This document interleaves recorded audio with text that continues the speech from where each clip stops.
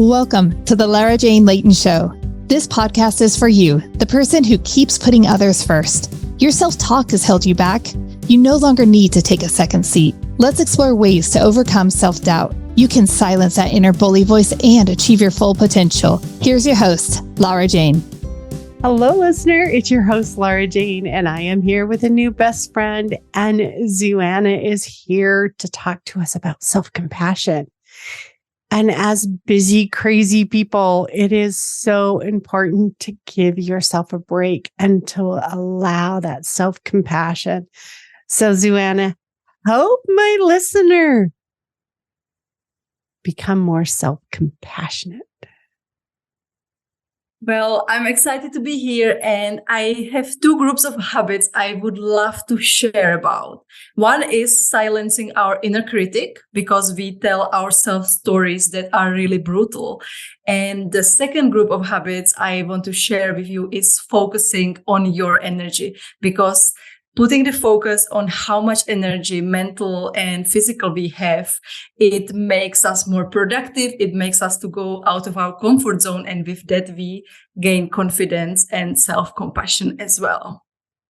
And I love the inner critic because that's what I am all about. I call it the inner bully, but same thing, right? It's those voices in our heads that are so mean, and we replay that one thing that didn't go right over and over again. And I just start talking to yourself like a best friend.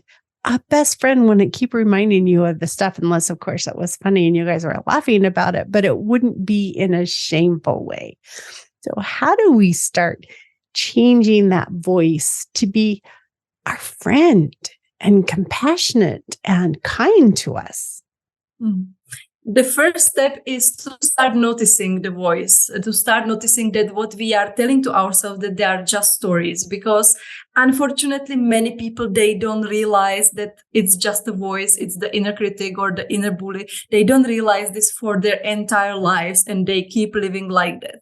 So that's the first step, realizing that the stories you tell yourself are ultimately just lies of your inner critic, whose goal is to keep you within your comfort zone. He or she wants to keep you in the safe and cozy place because it's just so nice to be there, and it doesn't want you to do anything which is out of usual, anything that is uncomfortable. So that is the first step. Start realizing that we have actually choice. Listen to it or just hear it and decide not to listen to it. So how do you start recognizing that voice? I think I would say simple rule: whenever you tell yourself something and it creates negative emotions, that's the inner critic. I love it, because that inner emotion, stress, sadness, I'm not good enough, those things that keep us second guessing. But we also have to know that nobody is perfect, right? You're not perfect. I'm not perfect. Some people are closer than others, but I don't care. How do we be more compassionate when that inner bully voice is taking over and saying, you look awful today, you should stay in bed? Or what I'm trying to think of some of the other things my inner bully says, because it's been a while since I let him take the front seat. I'll keep him in the back.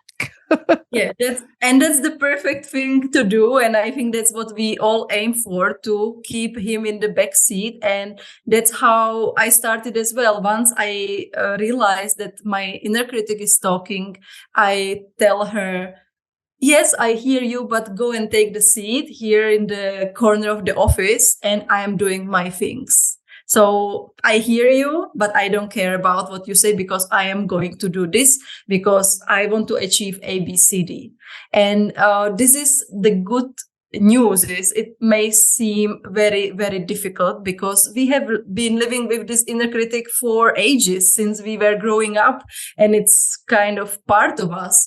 So it's really difficult to start doing this, but it's a skill we can learn, it's a habit to create, to start not listening to this inner bully, which keeps making us really in pain.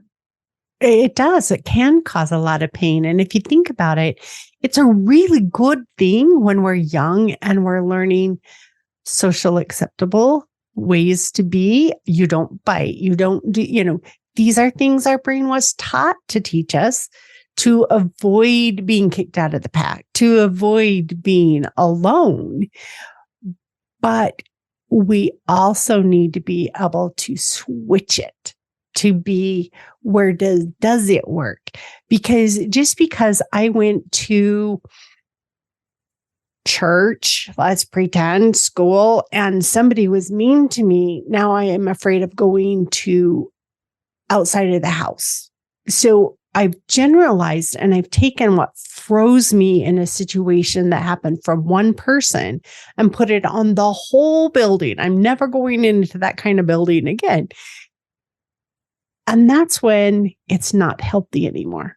Like it was healthy to keep us from getting burned. It was healthy to keep us, from being starving to death. It's healthy in the sense where it's protecting us. But when we let it overtake us, it's no longer healthy and it's preventing us from moving forward. And I think your message about compassion is the most important because, yeah, I had a bad thought to myself, but that's okay. I had one less today than yesterday, right? So I'm getting better. I'm doing better.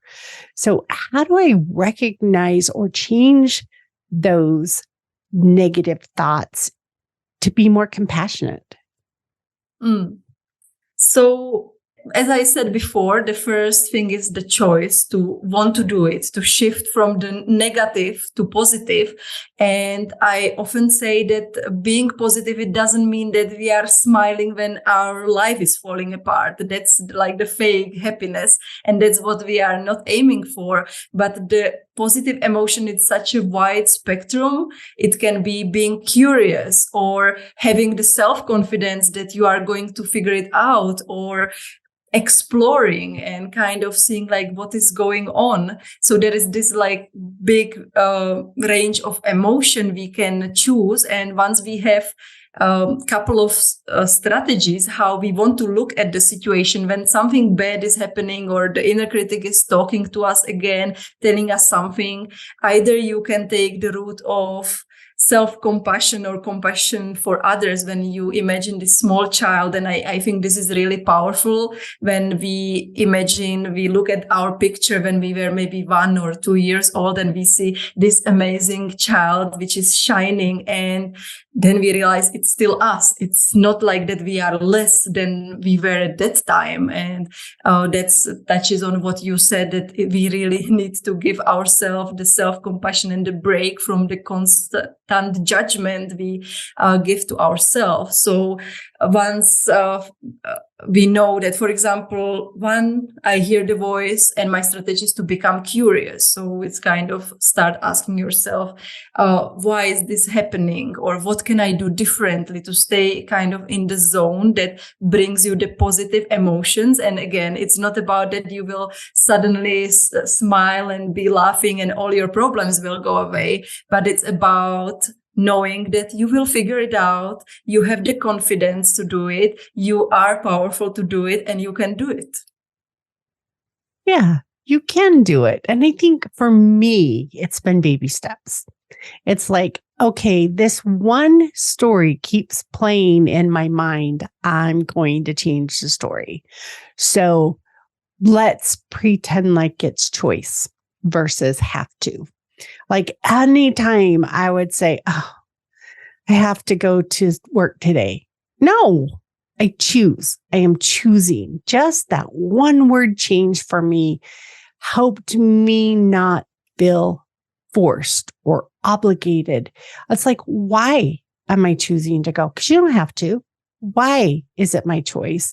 And then you start knowing the whys behind it. And it kind of starts overshadowing that bully that's telling you, you're not any good at this. Don't do this. But like, no, I am. And I like going to work because of these things. And you start finding that why.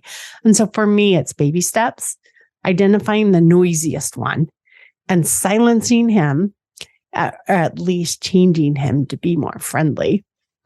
And then just keep doing it one layer at a time. Exactly. Really building that mental muscle. It's like going to the gym. When we go to the gym for the first day, we are not going to leave the gym with a six-pack, right? And this is the same thing, practicing with our inner critic, kind of changing the voice from really brutal to less brutal to unfriendly, and then it will really change. And I see it in myself. I remember the time at the high school when my English teacher told me, Zuzana, you will never speak English. And it's what I wanted to add on this. It really gets better with practice, because every time you overcome this fear of not listening to the inner critic and you go and do it, you are going to gain the confidence. And with every single repetition, you do something which scares you, which is out of your comfort zone, you are going to get better and better. You are going to get more confidence. And eventually you will realize that you can do it. And it's not about perfection, because perfection doesn't exist, right? It's about being brave and courageous to go and do it, even if we are scared. Yes, even if you are scared, that is so important, because new things or uncomfortable things take commitment, whether you're scared or not. Say you want to learn to ski. That's scary. You can focus on all of the bad things that might happen if you go. Or you can focus on the joy and the fun of a new experience. And where you have your focus is what you're going to experience. I love that meme out there that they have the two people. I don't know if I'm going to guess they're on a train, and one of them's looking at the mountain and it's dead and gloomy. And the other one's looking out the other window and it's bright and sunny and green and gorgeous. And it's what you're looking at. It's what you focus on. And everybody has the gloomy stuff, but they're not focusing on it. And you can be the poor, pitiful me victim if you choose, or you can be the victor and come out ahead depending on what you choose to think about. So I love that. And I also really back to that compassion piece. We need to take a quick break. And when we come back from the break from our sponsor, what I want to do is kind of explore what is self-compassion. What does it do and how do we get it? So be right back. This podcast is sponsored by Lara Jane Coaching. You know you're ready to silence your inner bully voice. Let Lara Jane support you with coaching. To schedule an introduction call, go to larajanelayton.com. Okay, Zuzana, help me understand, what exactly is compassion and why is it so important to us and how can it help me? So for me, self-compassion or compassion is being able to accept whatever is happening to us in life, be it good or bad, and not take it personally, and be kind to ourselves, because I believe that's the physics of life.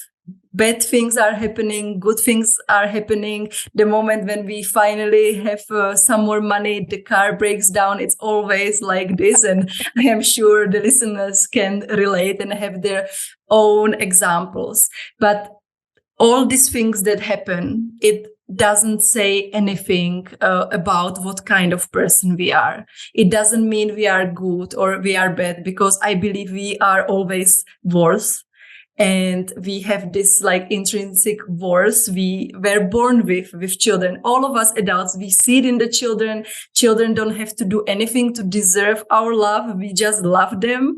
And we forget that that small child is still us. It's not like it disappeared.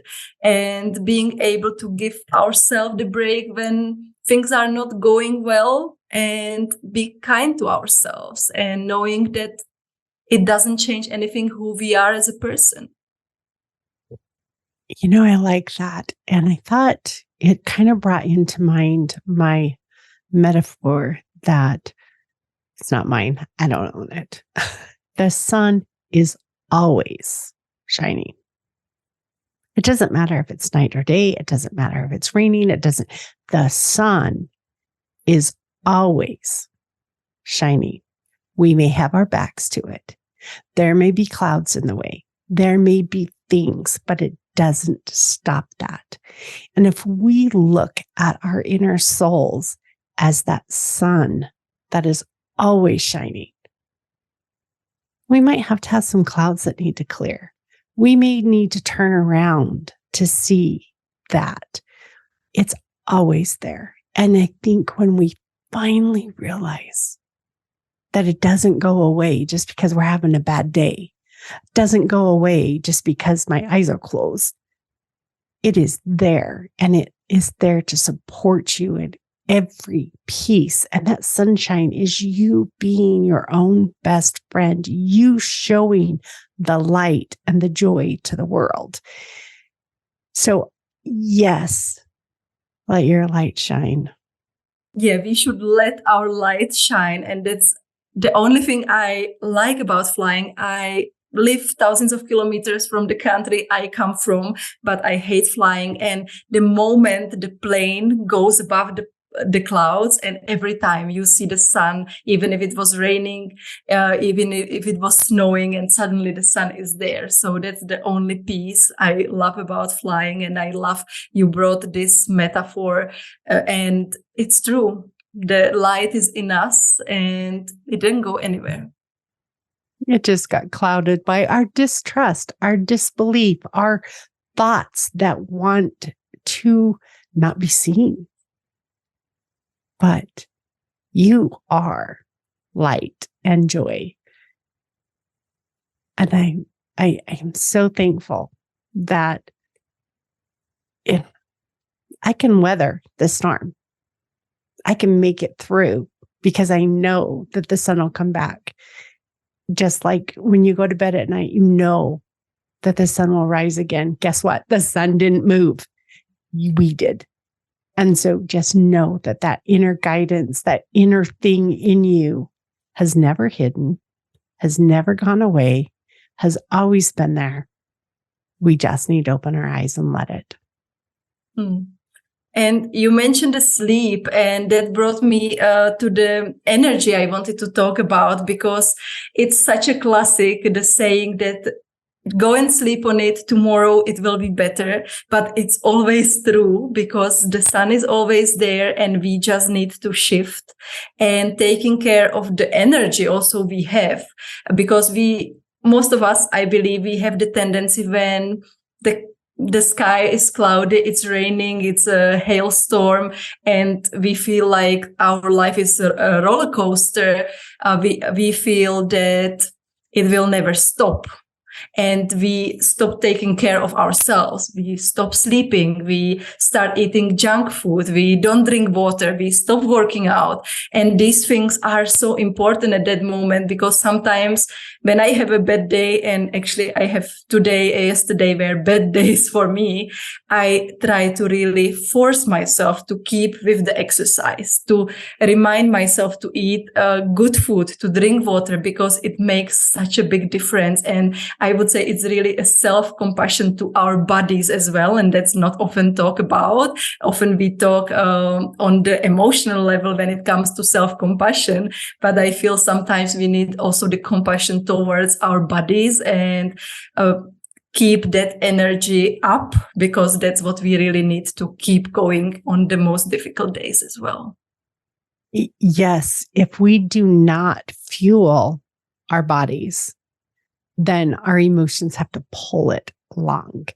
But if your body is healthy and agile and energized, that's one less thing for your brain to have to force and to create or to open up the window so you might see some sunshine. It makes sense that that's part of our overall self-care routine. And I love to talk about self-care from the inside out. When we take care of the inside of us, and it'd be like, I can have the most beautiful yard and I can be a hoarder in my house and not want anybody to come in.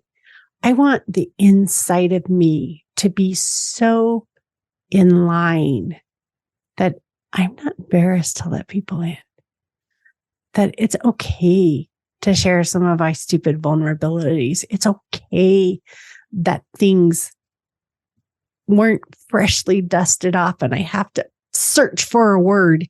That happens. That's just the way it is. My brain likes to just turn off and then I get to turn it back on. So those are pieces of self-compassion, but I think that self-care point of taking care of your insides helps us so the outside functions like we want it to. Yeah, I agree with that. And I learned this only recently. I wish we were learning this at schools, but I think at certain moment it really sinks. And once we start listening to our bodies, we actually start taking care of it, and it really impacts the energy. And I stopped drinking coffee, I think in May or June, and I felt like I have no energy. And recently I started experimenting with exercising in my former coffee breaks, and it really works. And the way it makes you stronger, it builds your confidence, and it kind of adds those pieces of puzzle we need to start silencing those inner critics, because we know that if we decide something, if we want to do something, we can do it. And that's also super important, the trust in our own word, because often we get discouraged. We say, I want to do this, I want to do that, but then we never do it. And what is worse about this setup is not that we didn't do the thing, but that we did not keep our own word. And I think that has a big impact on our self-confidence as well as the compassion towards ourselves. You mentioned in a little teeny tiny bit of what you were talking about is keeping our own word. And it kind of reminds me of Stephen Covey's book, and he talks about trust and how you have to build that bank account of trust before people can trust you. But that's on our inside too. That's us. Like if I say, and I am guilty, last night I did not go down and do my exercise. I decided I was too tired. And I let myself down because I made a commitment. I made a piece of, Jane, you are going to be able to do X, Y, and Z. And the only way to build that is by doing my 3-4 times a week exercise. So what do we do when we let ourselves down? That's another place where self-compassion comes in. It's like, okay, how do we recover? How do we say it's okay? Because I can make it up today. Yeah, I love this question because 100% it was happening to me. And I believe lots of people who are listening are probably feeling the same. We have the tendency to strive for perfect day. We want to be productive. We want to work out. We want to have time with our family. And if one thing doesn't go according to the perfectionist plan, we feel like the whole day was bad. And this is something I have been working on for myself, because I was really negative person. I would always see on the negative side, and it takes lots of work to shift. So naturally, if one single thing didn't go well in a day, I would feel like this day is over. And really, at this moment when we let ourselves down, as you said, we don't exercise, or we waste half an hour on social media instead of working on a podcast episode we wanted to do, it doesn't mean it is the whole day bad, but it means that you have still the choice to decide what is the next thing you are going to do. Are you going to remain on the social media, scrolling Instagram and feeling terrible because your life looks so boring compared to the others? Or are you going to go and do what you wanted to do? And this really, I would say, it requires lots of willpower. And again, it's step by step. We are not expecting miracles the first day at the gym, but once you start working on it and start bringing the consciousness into that, you have this agency to decide how your day continues. I think that's a game changer. You know, one of the things you mentioned, it kind of made me think about, I'm really good at allowing myself not to be perfect at my food choices. It's been a while, but I made a bad choice. I'll just start again tomorrow. And guess what I did for the rest of the day? Made more bad choices. And as soon as we take something that we meant or wanted to do and let it be an excuse for more things that we didn't want to do, we've just lost our own self-trust. So I'm really good when it comes to food of going, okay, I made a bad choice. I'm back in making my choices right now. I'm not waiting until tomorrow. I'm not waiting until next week. I'm not waiting. Now I get to do that with exercise. It's okay. I did not do it yesterday, but I can still do it today. It's not a reason I'll just start over next week. I'm starting over right now. And so I love what you said about that, because it is a muscle, and I have really toned the one, but I haven't toned the other. And so now it's time to start adding to that other piece. Yeah, thank you for sharing that. And I think it was a perfect example. Yes, let's make the next choice right now. We don't have to wait until tomorrow. And it's really a work in progress for all of us, because as you said, maybe exercise is not that good, and that's what we focus on. And we have so many areas of our life that are important. It's like having our own business, the friends, the spiritual part, and we are not always on the top of each of them. So we will always have something to work on. And then once we manage something, we create the habit.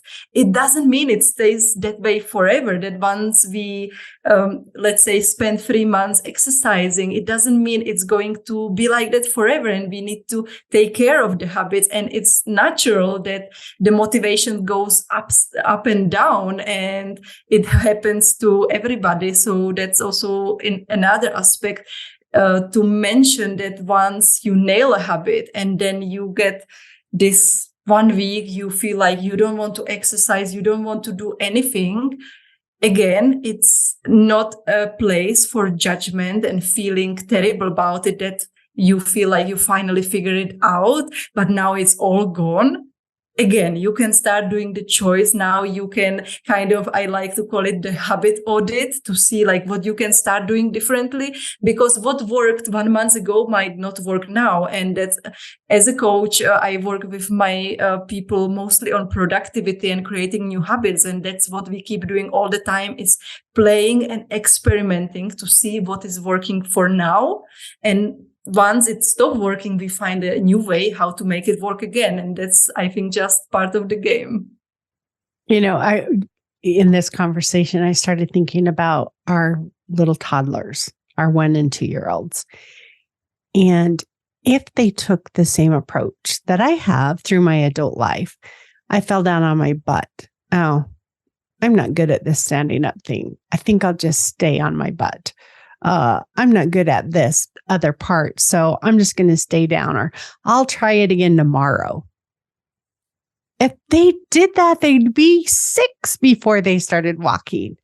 But what do? They fall down, they giggle, they get back up. It is fun for them to rise again. The challenge that they're having is the getting up and having fun at it. They're not worried about the falling down part. And if we can take that same approach in our lives today, oh, I stumbled on that. I'm going to do right now. They didn't wait till tomorrow. They didn't wait till next year. They did it right now. So take that childhood excitement and let it guide us, because that light is in us.